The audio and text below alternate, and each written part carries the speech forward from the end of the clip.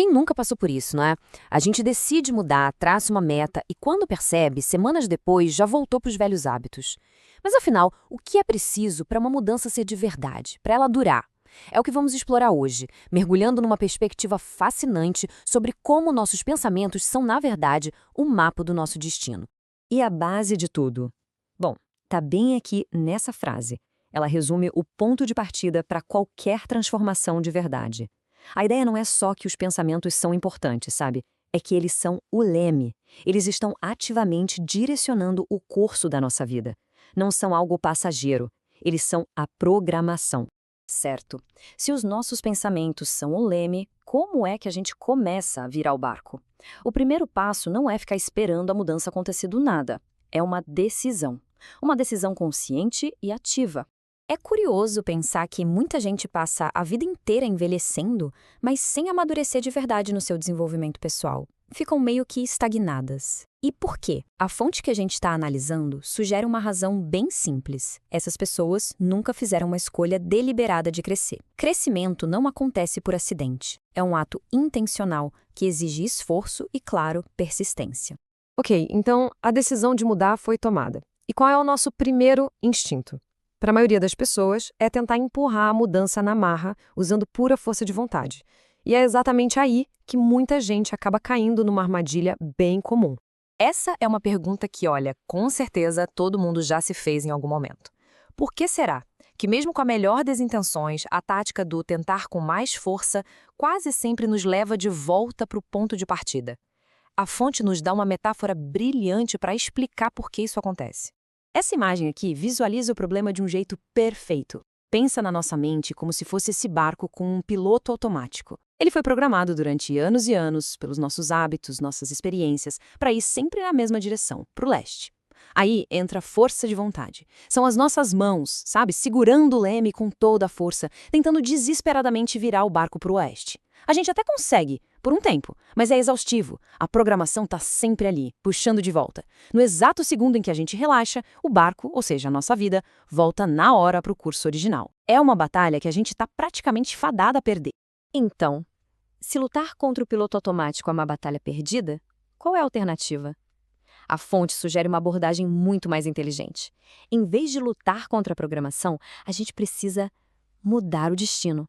E aqui está o ponto central de tudo. A mudança real, aquela que dura, não começa no nosso comportamento. Ela começa um passo antes, nos nossos pensamentos. Percebe a sequência? O jeito que a gente pensa molda como a gente se sente, e os nossos sentimentos ditam como a gente age. Para mudar o curso do barco de vez, não adianta só forçar o leme.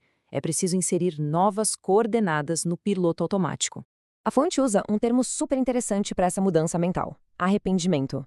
Mas vamos deixar de lado as ideias que a gente costuma associar a essa palavra. No grego original, o termo é metanoia, que significa, literalmente, mudar de ideia. Não tem a ver com culpa, mas sim com uma alteração fundamental de perspectiva. É adotar uma nova maneira de se enxergar, de enxergar os outros e o mundo.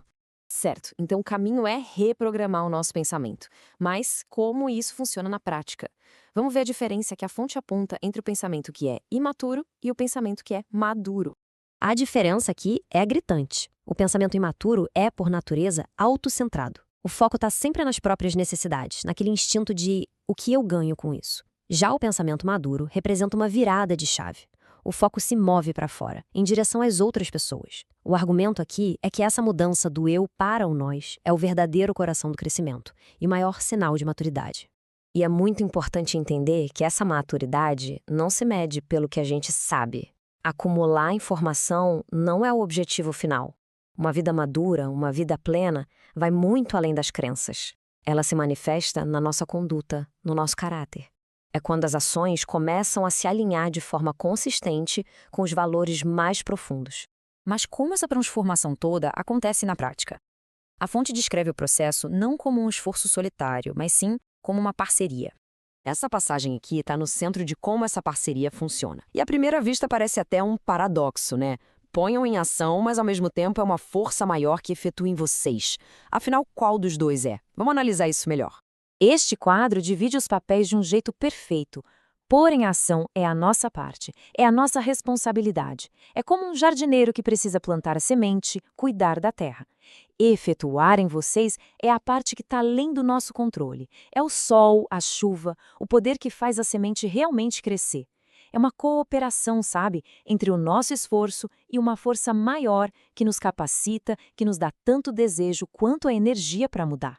E isso nos traz de volta para a ideia principal. De um lado, a gente tem a luta constante, exaustiva e, no fim das contas, inútil da força de vontade contra os nossos padrões mais profundos. Do outro, o caminho para uma mudança de verdade, que dura. E esse caminho não vem da briga, mas da reprogramação do nosso piloto automático, mudando nosso jeito de pensar lá na raiz. Então, para a gente fechar, a pergunta que fica é essa: qual é a programação que está hoje dirigindo a nossa vida? Nossos pensamentos, nossos hábitos, nosso piloto automático, para onde eles estão nos levando? Porque, como a gente viu, identificar essa programação é o primeiríssimo passo para, então, traçar um novo curso. Gostou do vídeo?